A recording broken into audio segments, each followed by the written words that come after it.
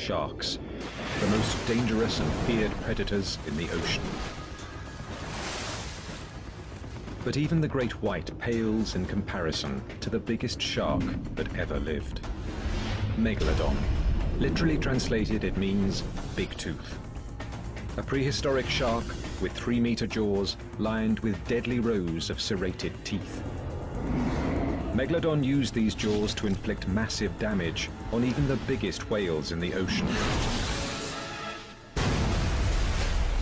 Its teeth were huge. 6 to maybe 7 inches long, wickedly serrated on either side like steak knives and shaped like a big, broad triangle.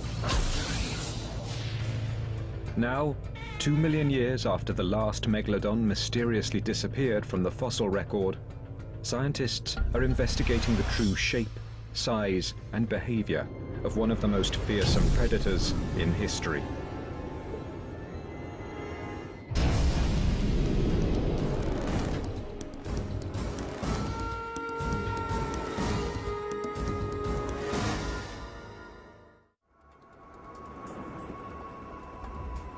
Seawater covers almost 70% of the Earth's surface.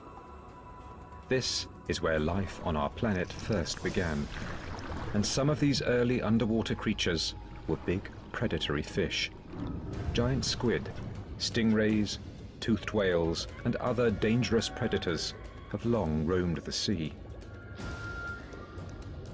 And 300 million years before T-Rex took its first bite, an apex predator was scouring the watery depths. The shark.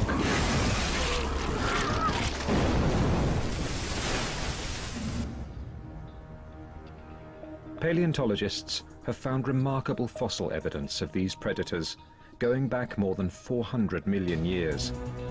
The biology of these sharks has remained remarkably stable for all this time. If you looked at a shark from, say, 350 million years ago, you'd have no trouble identifying that as a shark. I mean, it might have some differences with what we think of as sort of the conventional look of sharks today, but you would not be confused. You would know right away that you were looking at a shark. Although many of these prehistoric sharks are now extinct, the great white shark, which still roams the sea today, has survived more than 10 million years. It has become the ultimate ocean predator.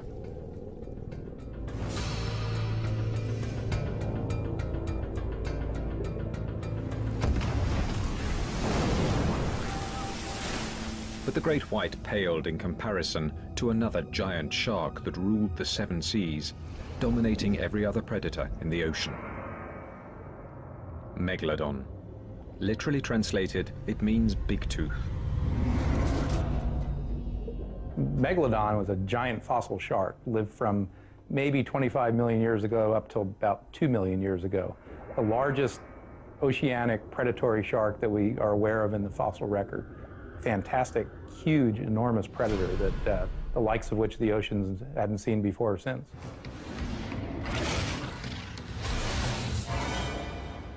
It was one of the biggest predators of all time. You've got these massive razor blade sharp teeth attached to an animal the size of a Greyhound bus. I mean, this was the ultimate predator.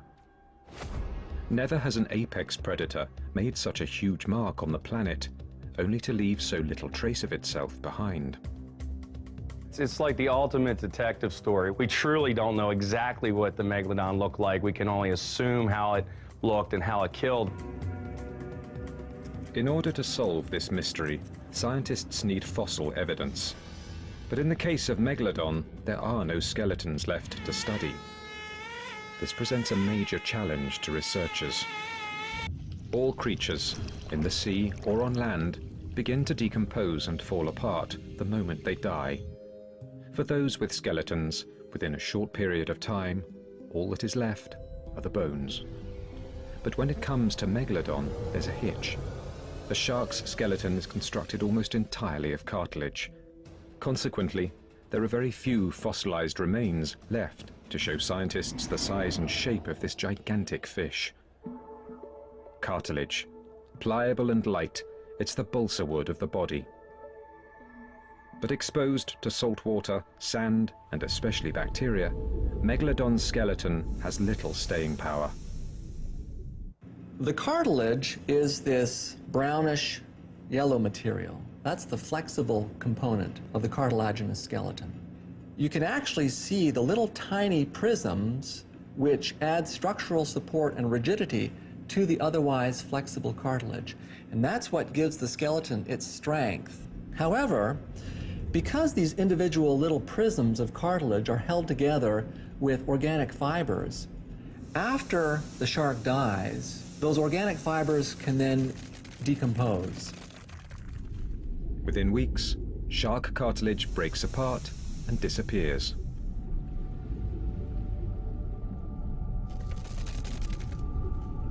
The teeth, protected by an enamel coating, are one of only 2 parts of the skeleton to survive.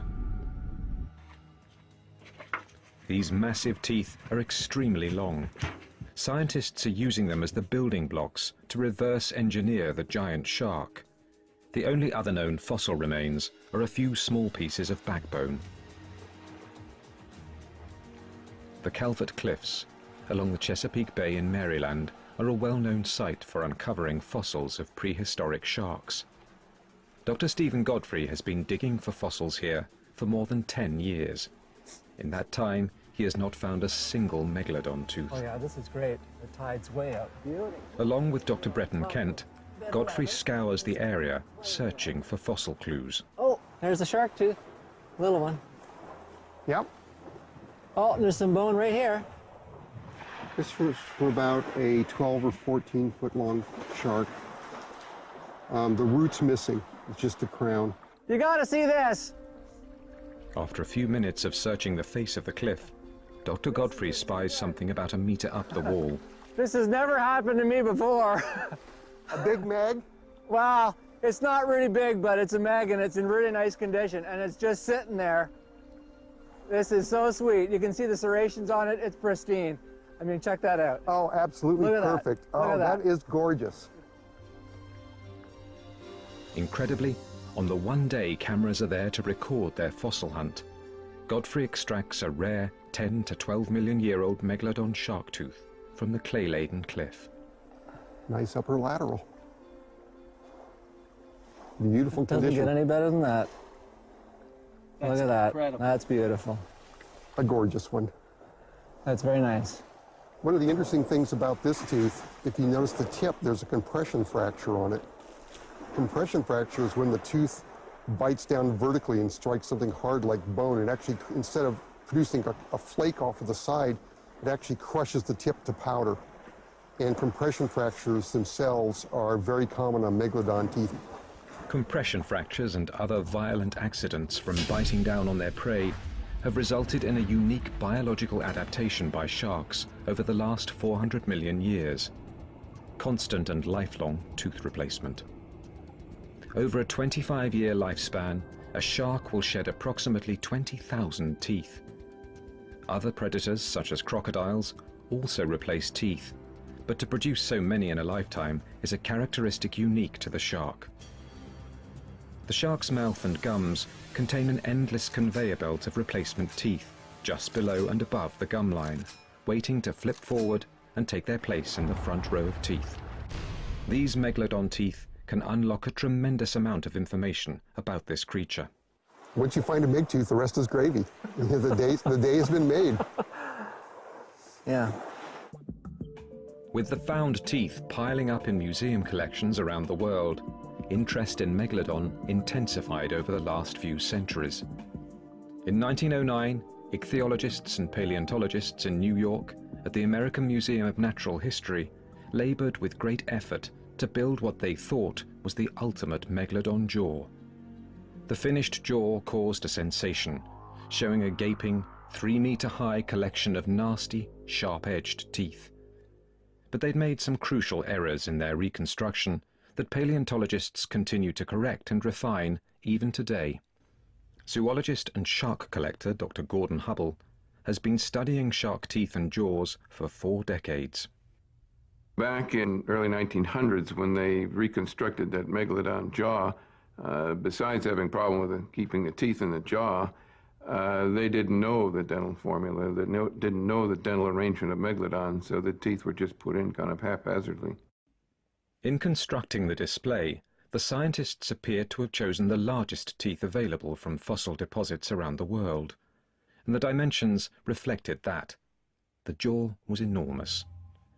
The 1909 effort eventually raised questions. Would the teeth going front to back all be that large? And then there were the sheer number of teeth in the jaw. It seemed excessive. This version of Megalodon had more teeth than the modern great white. These doubts fueled an even larger debate. Is the modern great white shark the best comparison model for the size and shape of Megalodon? How closely related are these creatures from the deep? Brian Johnson has been studying the living great white shark up close and personal in the waters off the coast of South Africa. I think when the guys discovered these huge fossilized teeth, they wanted to find something in today's world that possibly was similar. And the only real shark that springs to mind is the great white shark. And so this is why you always get this constant comparison between the great white and the Megalodon. Was the white shark just a little version of what the Megalodon was back in prehistoric times? The massive predatory great white holds a mythical place in the minds of fishermen, sailors, and other sea lovers. The maximum size that a great white gets is probably among shark biologists the most debated question that is always talked about. You speak to any fisherman and he says, my boat's 20 foot long and it was 2 foot that way, 2 foot that way, must be 25, 26 foot. And that's probably not the case. In truth, the largest modern great white sharks are believed to be about 6 meters long, with a maximum weight around 1,800 kilograms. Megalodon is commonly thought to reach between 15 to 17 meters, with an almost unimaginable weight of 45,000 kilograms. I think that comparison is pretty good between the great whites and the Megalodon, but you also must remember the only information we have about the Meg is from his teeth. I think the main similarity between the teeth of the Meg and the teeth of the great white, other than their big size, is probably the serrations, the triangular serrations. And what that shows immediately is that both sharks, rather than swallowing their prey whole, was taking chunks out of very big prey, possibly as big as themselves. In 1988, scientist Gordon Hubble received a call from a fellow fossil collector about a remarkable find at a phosphate mine in Florida.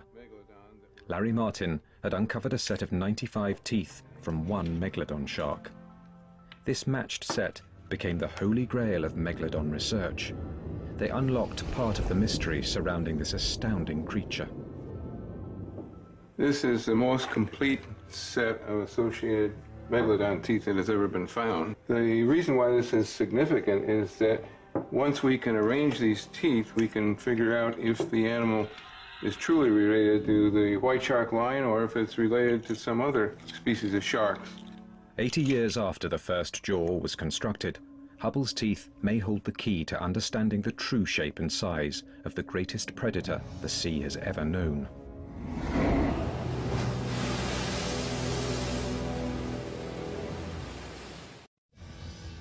Megalodon, a ferocious predator that roamed the seas for 20 million years, and all that's left is the teeth and a few scattered vertebrae. In 1988, Gordon Hubble helped to identify the most complete set of Megalodon teeth. But how did these teeth fit together inside the shark's jaw?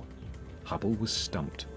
It led to about 10 years of frustration because we didn't know at the time for sure what the dental formula on the Megalodon shark was. And so every time a scientist came to visit us, or just anybody that wanted to look at these teeth, we had them place these teeth how they thought they would go in the mouth. The third tooth is a prominent feature in the modern great white shark's jawline. And that's what really bothered us. It wasn't until we realized that the Megalodon is an entirely different line of evolution and does not have that third upper tooth, that small tooth that slants in, and indeed has a third upper tooth that's about the same size as the first two teeth. Then we figured it out and everything fell into place. There are 24 teeth in the upper jaw. The lower jaw has a total of 22 teeth. Behind the 46 teeth in the front row, approximately 200 more teeth lie in rows, waiting to flip forward to the front and take their place on the predatory battlefield. Other scientists and museums were now interested in taking that knowledge and putting together a realistic megalodon jaw recreation. Fossil collector John Babiars has amassed a huge collection of megalodon teeth. With the help of museum curator Brad Archer, he undertook the task of building an accurate recreation of the megalodon jaw. No one had done the project before, at least not in the scale that we wanted. Babiars and Archer worked diligently to figure out the shape and placement of the upper and lower teeth, using models and pictures of great white jaws and earlier megalodon reconstructions. Right off the bat, we figured, oh, damn, these teeth aren't going to fit because they're way too big and there's no room in the jaw, unless this shark only had 4 teeth in a row. We know that's not correct. First, the teeth are sanded smooth. Next, a hole is drilled in the base of the tooth and a metal rod is inserted. The rod is then attached to the jaw mold. But they still needed help placing the teeth in the jaw.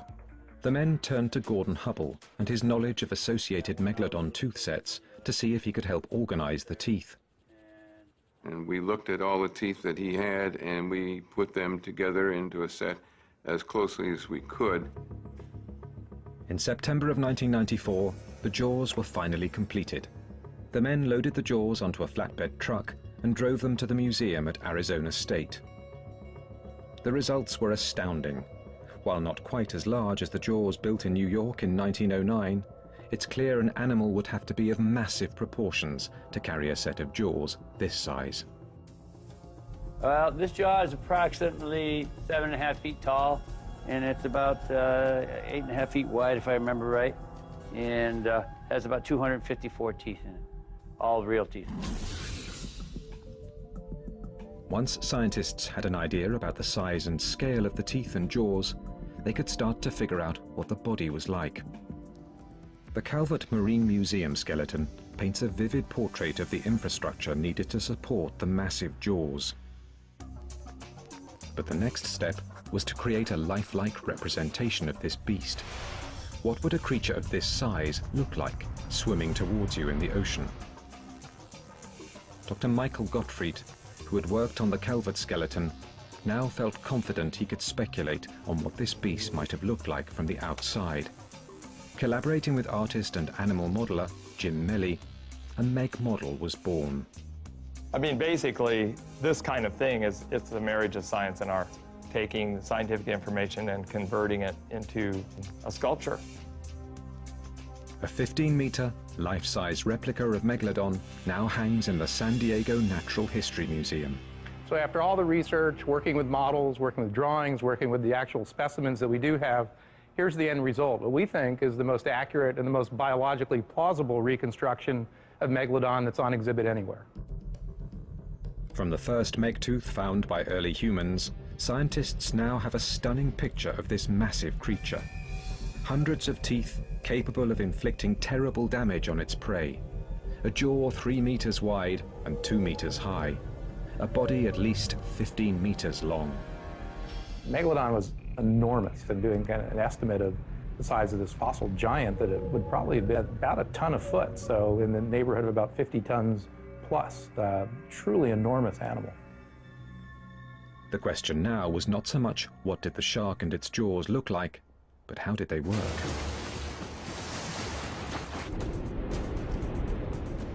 Scientists sometimes look to the biting and killing behavior of the modern great white shark to try and understand how Megalodon behaved. Both sharks are thought to use the same thrusting, sawing motion to rip gaping holes in their prey during an attack. An expedition with Ryan Johnson into the shark-filled waters off Marcel Bay, South Africa, provides a rare glimpse of this behavior. Oh, look at that one. He's a player. Fresh fish liver acts as good shark bait. It's not long before the first strike. Yeah. There we go. Go, thrust it. So now you hold it. He's going to start doing his head shake. There he goes. Shake. Shake. Ah. Just a little one. See, when he grasped it, he started biting.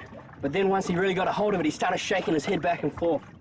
And that really what makes the white shark unique, is that not only does it bite and try to grasp the stuff and swallow it, it starts thrashing its head back and forth and trying to remove pieces of the meat or the prey that it's eating.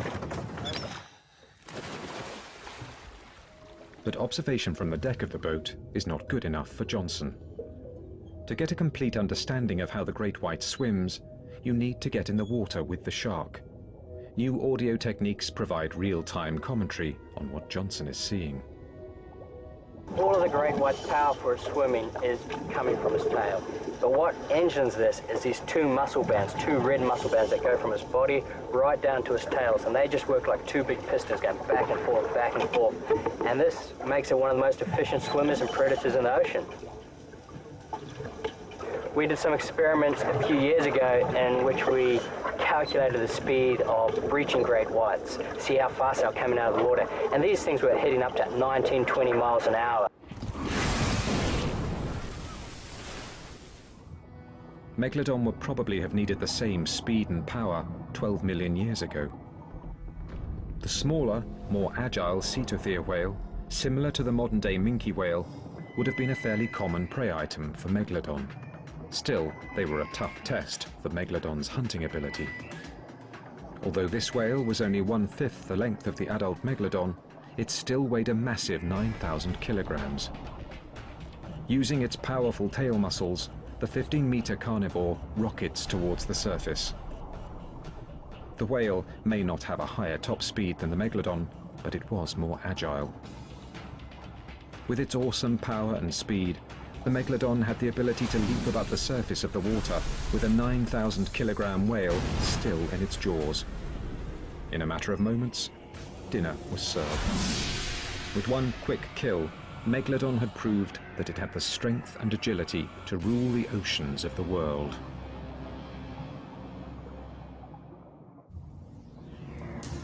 Megalodon ruled the oceans for almost 20 million years.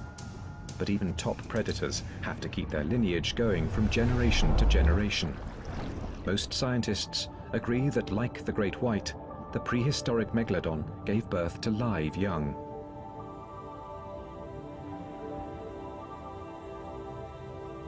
The Megalodon probably gave birth to only one pup at a time. When you consider that a neonate, a pup, would have been anywhere from perhaps 7 to 10 feet long, that's already a very large shark. And those baby sharks were hungry. I can see no reason why they wouldn't have been born ready to attack larger prey items. A herd of docile dugongs, or sea cows as they are sometimes called, might be just the ticket for an apex predator's first meal. One of the other kinds of marine mammals that were prey for Megalodon were the sea cows. They were dugongs, not manatees. Manatees are a more recent evolutionary arrival. So dugongs have tails very much like dolphins, unlike the manatees, which have the more rounded beaver-like end of tail. The mature dugong was about 3.5 meters long compared to the baby shark's 3-meter body. Based solely on size comparison, the baby shark would seem to be at a disadvantage. But size is only one part of the equation. They are relatively slow, sluggish animals. This is a section of sea cow rib, very heavy and dense. And you'll notice that there's this bite mark running across the rib made by the tooth of a very large shark. The hungry baby shark rushes forward. One small juvenile dugong is slow to react, and the shark is on it. A lifetime of hunting has begun. Scientists are also keenly interested in just how long was the lifetime of these giant sharks. In the Fossil Preparation Laboratory at the Florida Museum of Natural History, Dr. Bruce McFadden and his students are doing cutting-edge research into the lifespan and eating habits of prehistoric sharks. Scientists study growth rings within the relatively few vertebrae of Megalodon that are known to exist.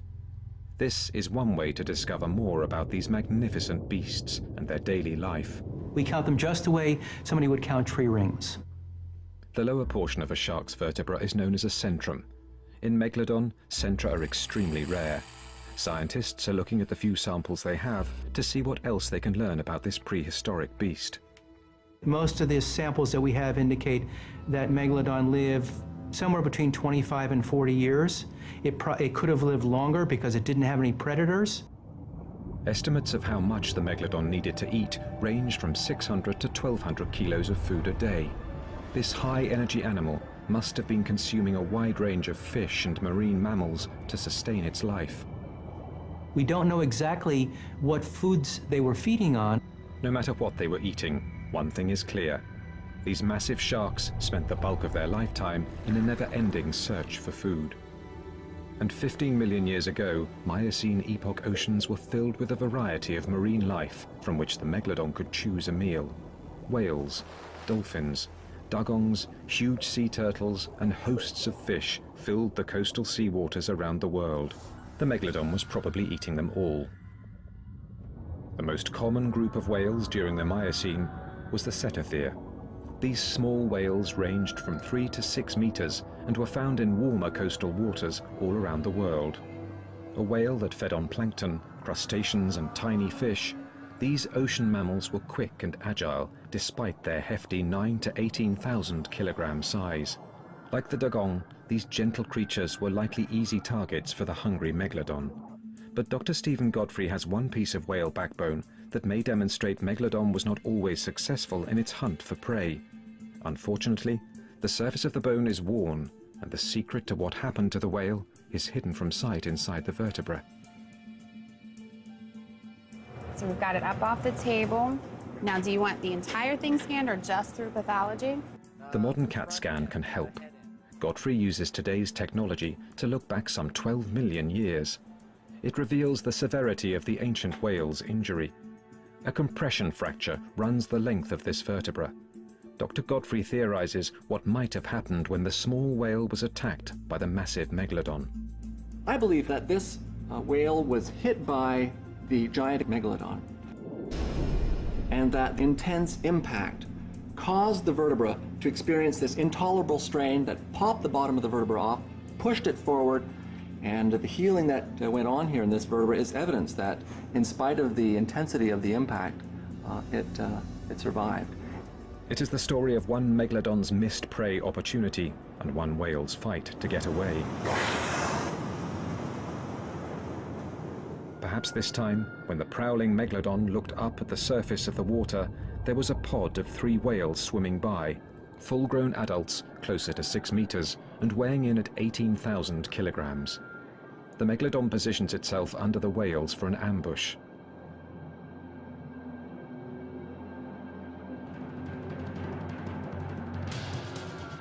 The small whale wavers, and the giant shark cannot adjust its trajectory. The Megalodon's massive jaws miss their target, and his head smashes into the whale's back.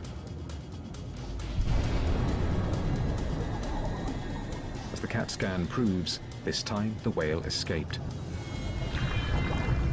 The whale was lucky. In most cases, it was easy prey for Megalodon. But 20 million years ago, there was another marine mammal that could match Megalodon's aggression. This is a skull of an ancient whale called a squalodont, and these animals could echolocate, and they were probably top predators for their time. Squalodon would have been a pretty formidable opponent. Squalodon didn't get as big as Megalodon, but they got pretty good size. 25, 30 feet, I think, would be a pretty good estimate for a reasonable sized Squalodon. Squalodon was a top predator, like today's transient orcas. If we want to interpret any behavior of an extinct animal, we have to look at modern animals. In the case of these squalodonts, we would probably look at the modern killer whale. Whales have been known to attack sharks. It's not simply a one-way street where sharks attack whales. Squalodon, at a maximum length of 9 meters, would not have taken on a 15-meter Megalodon by itself, but they would fight. If the Megalodon spotted a Squalodon, it wouldn't have hesitated to attack. Scientists believe these marine mammals may have traveled in pods. Squalodon, being a big-toothed whale, would have been a highly intelligent animal. Megalodon, not so much. Higher reasoning powers in sharks, not as nearly as well developed as what we find in marine mammals. Even an enormous animal like Megalodon is going to feel this punch in the gills.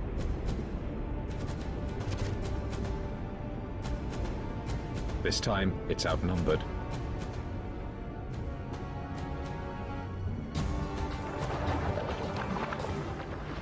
The first Squalodon may not survive for long, but the Megalodon has sustained a few battle scars of its own. Not all attacks were successful. Like all predators, only a certain percentage of their attacks actually result in killing a prey that they then consume. But prey species other than squalodons and dugongs may have provided richer pickings. There were also large whales swimming in the coastal waters of the Pliocene epoch. Really large whales. And when Megalodon wanted a three-course dinner, it may have gone after a beast even bigger than itself.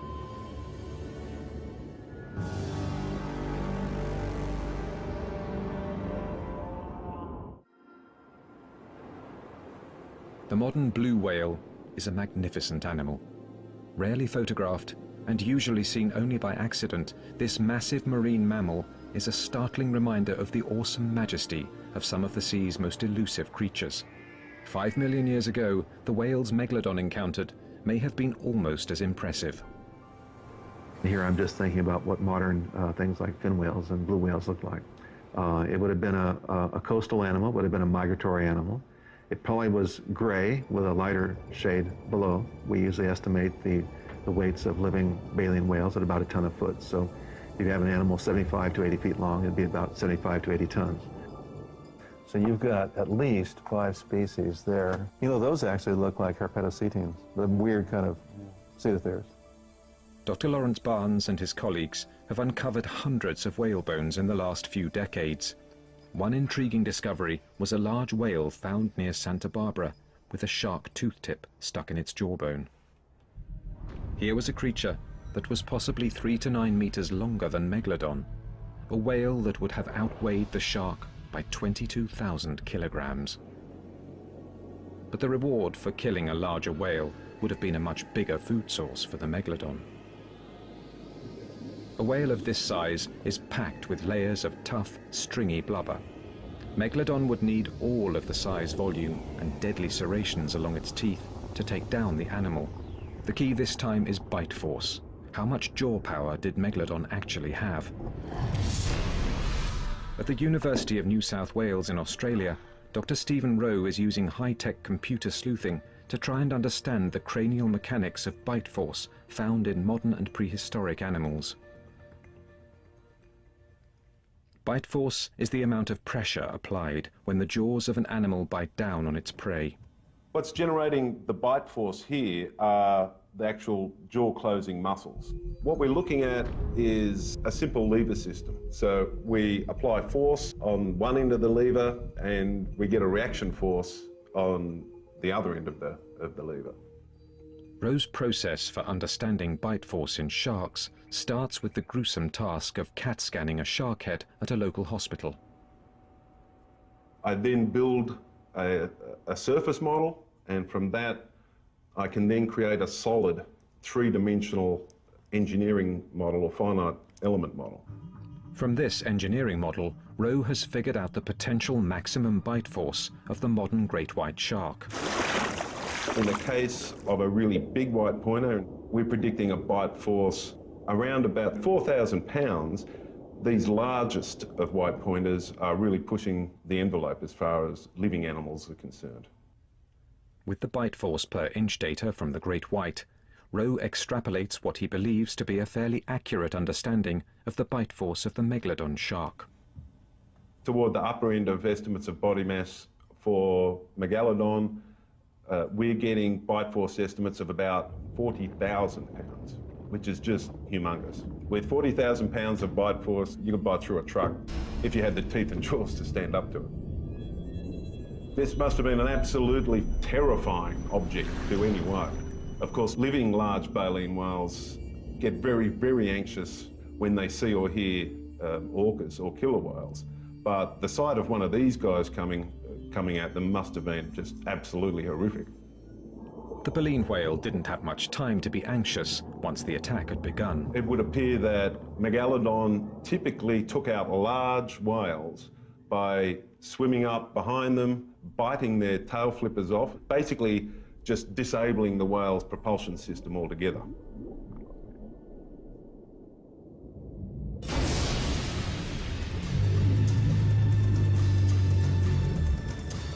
This is certain death for the whale as he bleeds out through a gaping hole in his artery.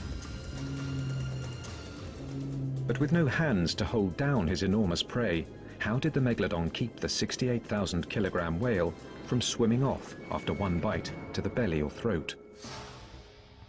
At Wright State University in Ohio, paleontologist Chuck Ciampaglio has constructed an experiment that demonstrates the deadly potential of the Megalodon to attack a giant prey item. A high-density gel mold will simulate whale flesh. The centerpiece of the demonstration is a set of mechanical Megalodon jaws that he believes simulates the unique jaw motion of the shark's mouth. These jaws are really interesting because in addition to being able to lift up and down, they also are highly mobile in a forward direction, just like modern laminids and Megalodon would have been also. The metal jaws are firmly attached to the table, and instead of having the jaw attack the mold, the bite is replicated by having the mold rolled into place inside the mouth. The shark uses its lower teeth to initiate the attack and hold its prey in place. We can see the lower teeth anchored into the flesh a good 3 inches. It's already starting to tear the flesh. This is holding down the flesh, and now the top is going to make its bite. The upper jaw bites down on the prey with its powerful, serrated teeth.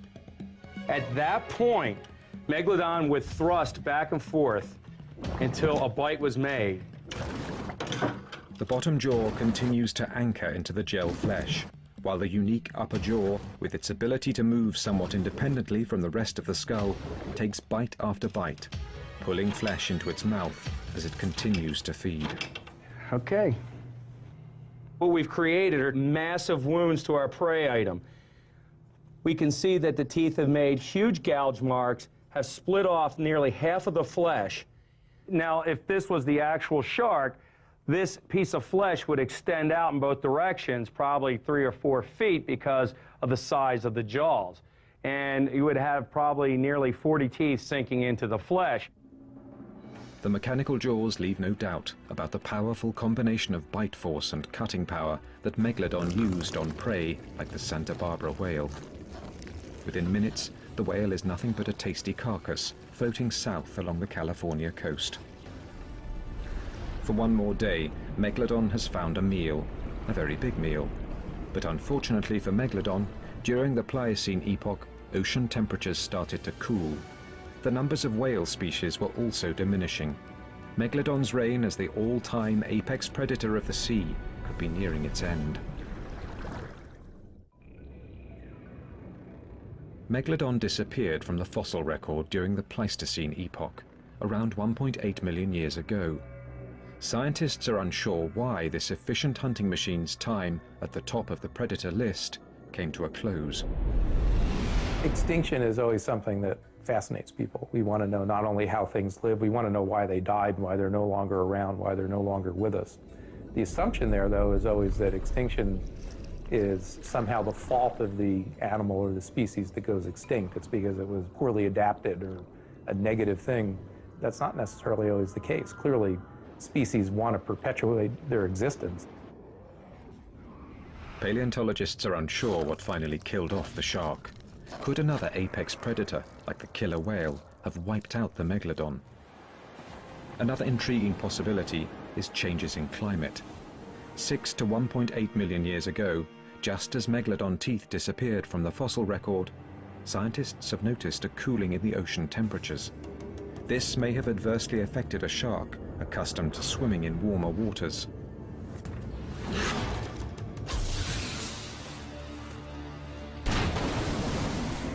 Paleontologists also know that as the Miocene epoch progressed, the population of smaller whales was replaced by larger whales. these whales may have favored colder climates to the north. It might very well be that as whales became migratory and spent the summertime in northern latitudes, that in fact the sharks just didn't have access to the big whales. By the middle of the Pliocene, without year-round access to larger prey, Megalodon may have been feeling acute hunger pangs. With a loss of a large portion of the whales, perhaps 3/4 of all the whale species at the time, we ended up losing a major food source for Megalodon. The giant shark would have become increasingly desperate for food. Cannibalism was always a possibility with Megalodon, but could have increased as other sources of food thinned. Smaller Megalodon teeth have been found in deposits alongside other marine mammals that were prey items for the shark.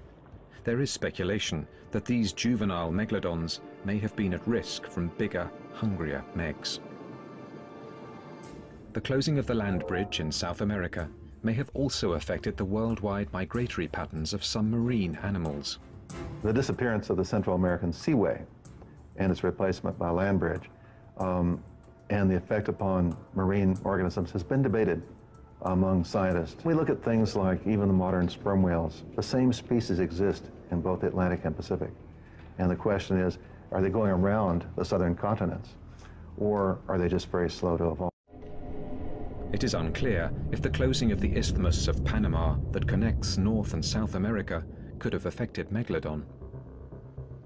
Scientists continue to search for clues about Megalodon and its demise by studying the great white shark. For starters, the modern great white is equipped with a remarkable internal heating system known as gigantothermy, which is an excellent survival tool. Most fish are cold-blooded, and the great white isn't. It's warm-blooded. It elevates its body temperature up above the ambient water temperature, which for a long time was a characteristic solely assigned to mammals. And they do that with a special system of blood vessels that actually warms the blood that supplies critical parts of the shark's sensory biology, so the eyes, the nose, particularly. Paleontologists have not yet figured out if Megalodon possessed this extraordinary biological capability. If they did not, as temperatures cooled, it's possible the great white was in a better position to withstand the dip in the ocean temperatures. More importantly, scientists believe having more variety in its diet probably helped the great white shark. While Megalodon was primarily preying on larger marine mammals, the great white was able to eat smaller prey items and fish. They need less biomass to keep going. There's probably not as much pressure, if you will, as there is on an apex predator the size of Megalodon, which would need a tremendous amount of biomass to maintain its existence. In essence, unlike the great white, Megalodon may well have eaten its way out of existence. The great white was clearly a more adaptable animal, and as a result it flourishes in oceans around the world to this day. But the question of whether these two magnificent sharks were related continues to interest scientists. Paleontologist Chuck Ciampaglio and other experts insist there was little direct relationship between Megalodon and the great white. According to Ciampaglio, advanced computer technology underscores the differences between the two animals. I think one of the things I'd like to see cleared up is that to allow Megalodon to be called, you know, Carcharocles Megalodon, change the name, separate it out from the great white, and let's get on with business at this point. The great white tooth and the Megalodon tooth do have some markings in common. Both are triangular and serrated. But the great white tooth and its prehistoric ancestor have little or no scar at the base, whereas the Megalodon clearly has a prominent chevron-shaped scar. And blowing up the great white tooth to the same height of a Megalodon tooth reveals that even at the same length, the great white fossil tooth is noticeably thinner and more gracile than the Megalodon tooth. Well, let me do the converse here. Let me show you a very small Megalodon, about approximately the same size as this great white, and you can see that small sizes the Megalodon doesn't look the same. Again, the serration densities are different. This tooth is distinct from this great white no matter how big you make it. The team compared the dentition of the modern great white, the extinct Mako, and Megalodon. And what we found consistently was whether or not we looked at the root, the blade, or the entire tooth, was that the extinct mako and great white always clustered together for every tooth position, while Megalodon always clustered away. Megalodon and great white are not directly related. Megalodon is not the extinct great white, and all scientific evidence points to this. Or does it? Looking all the way back to the first jaw recreation in 1909, there are scientists who still insist the great white shark is more directly related to the Megalodon. The smoking gun? Rare fossilized Megalodon vertebrae. Backbone anatomy suggests that Megalodon and great whites are quite closely related to one another. These researchers are turning to work being done on the centra of Megalodon vertebrae to support this theory. I think because the vertebral centra haven't been as thoroughly studied, they provide some very important clues, and I think they ought to be studied very carefully. But Megalodon centra are not common. Worldwide, for the 16 or 17 million years that it lived, we probably have on the order of a dozen to 24 vertebral centra of Megalodon preserved. It'll be some time before scientists can collect more comprehensive data in this area. Perhaps the information locked inside the vertebral centra can finally answer the question of whether or not Megalodon's legacy lives on in the great white shark. One point everyone agrees on is that there is much more to learn about the physical makeup and behavior of Megalodon. And one thing is certain: the unique combination of physical size, tooth shape, jaw strength and appetite created an animal unique in the 400 million year history of sharks. Big Tooth is still the all-time king of the sea.